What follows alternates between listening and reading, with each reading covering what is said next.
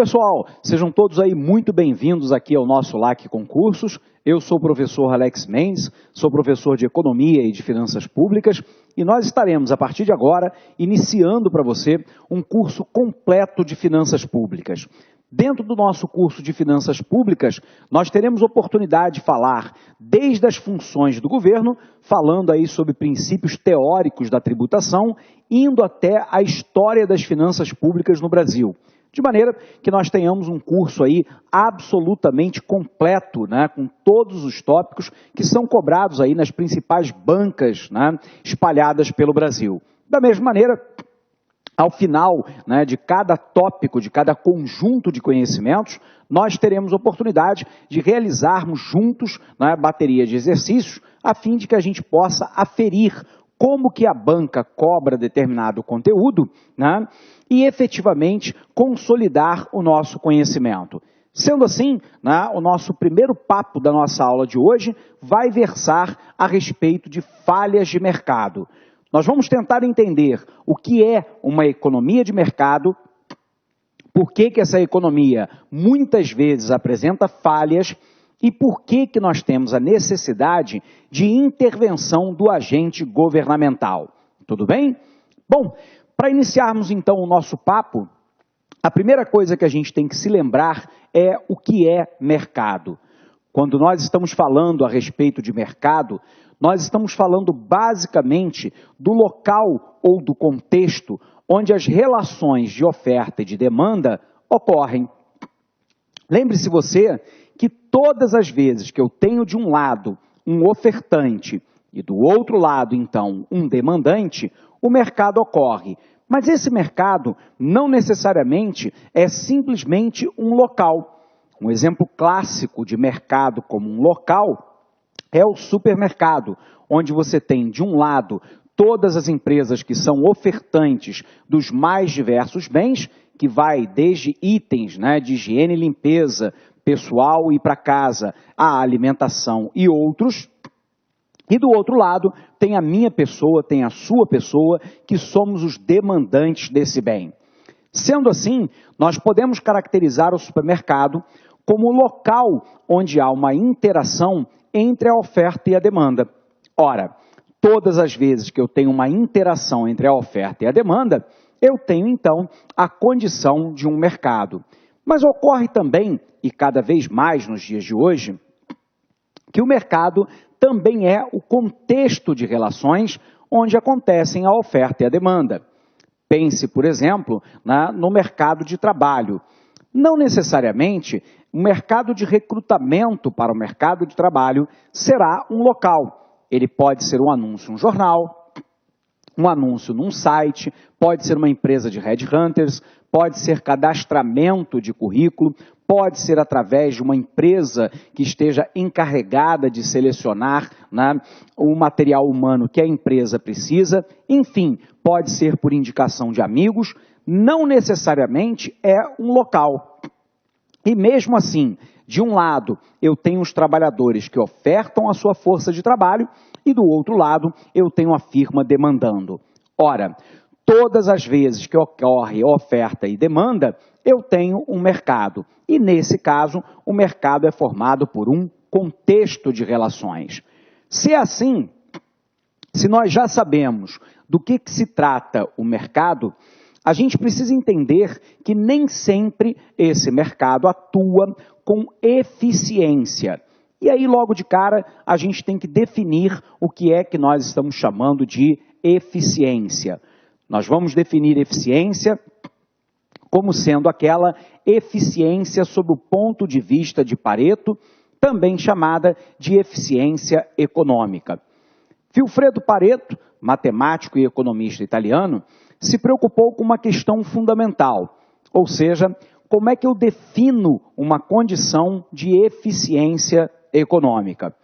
Ele formula, então, uma frase onde ele diz o seguinte: nós teremos uma eficiência econômica quando eu não puder alterar a situação de alguém, a não ser em detrimento de outrem. Para você entender isso, sobre o que Vilfredo Pareto estava falando, imagine, por exemplo, uma sala de aula onde eu tenha 50 carteiras e 50 alunos sentados. Imagine agora que adentre um aluno pela porta e pergunta se pode se sentar. Você concorda comigo que eu não tenho como melhorar a situação de alguém, o aluno entrante, a não ser em detrimento de outrem, de um outro aluno que já se encontra sentado, porque nessa sala eu tenho 50 carteiras e tenho 50 alunos sentados e, portanto, não tenho capacidade ociosa? Ora, se isso ocorre, eu estou numa eficiência econômica. Todos os meus recursos, no meu caso as carteiras, estão sendo plenamente utilizadas. Mas observe que eu também posso imaginar a condição da ineficiência sob o ponto de vista de Pareto. Imagine aí que eu tenho uma sala com 50 carteiras e apenas 10 alunos sentados. Você concorda comigo que se adentra um aluno pela sala e pede para se sentar, eu tenho como melhorar a situação de alguém, o aluno entrante, sem prejudicar outrem que já está sentado, porque eu tenho 50 carteiras e apenas 10 ocupadas. Nessa situação, eu estou numa ineficiência sob o ponto de vista de Pareto, porque, obviamente, eu tenho 50 carteiras e apenas 10 estão sendo utilizadas e, portanto, eu estou com capacidade ociosa. Bom, o ponto-chave, então, para a gente em finanças públicas é que nem sempre o mercado atua de maneira eficiente sob o ponto de vista de Pareto. Muitas vezes, nós temos algumas situações que nós classificamos como falhas de mercado, que acabam trazendo a ineficiência sobre o ponto de vista de Pareto para a economia. Como o governo, obviamente, em tese, é para o povo, com o povo e pelo povo, o governo poderá atuar para corrigir essas falhas de mercado e permitir a maior eficiência econômica possível dos agentes econômicos. Bom, mas nós precisamos então agora conhecer quais são essas falhas de mercado. Então vamos lá, vamos puxar o nosso quadro em branco para a gente falar um pouquinho a respeito disso. Então, pessoal, quando nós falamos a respeito de falhas de mercado, nós sabemos que os mercados competitivos podem apresentar desvios e ineficiências, basicamente pela existência de monopólio, pela informação incompleta, que é a assimetria de informação, pela externalidade positiva ou negativa, pela existência do bem público e pelo mercado incompleto. Para começarmos, então, o nosso papo dessa aula, nós vamos tentar entender lá a condição do monopólio. Lembre-se você que o monopólio é quando uma única empresa é a ofertante do bem ou do serviço. Ora, se eu tenho uma condição de monopólio, observe que a firma é o próprio mercado. Nesse caso, não há a concorrência entre várias firmas que são ofertantes do bem. Há uma tendência, então, de que a firma cobre o maior valor possível e suportado pelo mercado. E isso, muitas vezes, cria ineficiência econômica, ou seja, a alocação dos recursos produtivos não acontece de maneira eficiente. Mas observe que esse monopólio ele pode ser de 3 naturezas. Então, vamos dar uma olhada para cá. Nós estamos falando, então, de uma primeira falha de mercado, que é a existência do monopólio. O monopólio, que nós já aprendemos, é quando uma única firma oferta o bem. O que é importante também você perceber é que quando nós falamos de monopólio, nós podemos pensar em pelo menos 3 tipos de monopólio. Primeiro, o que nós chamamos de monopólio natural, também conhecido como economia de escala. O monopólio natural ou economia de escala é quando uma firma tem custo marginal decrescente de escala. Lembrando para você que o custo marginal é a variação do custo total sobre a variação da quantidade. Ou seja, quanto variou o custo em função da variação de mais uma unidade do bem produzido. O que ocorre é que, em alguns segmentos, o custo marginal ele é decrescente por unidade produzida à medida que eu acrescento mais unidades de bens a serem produzidos.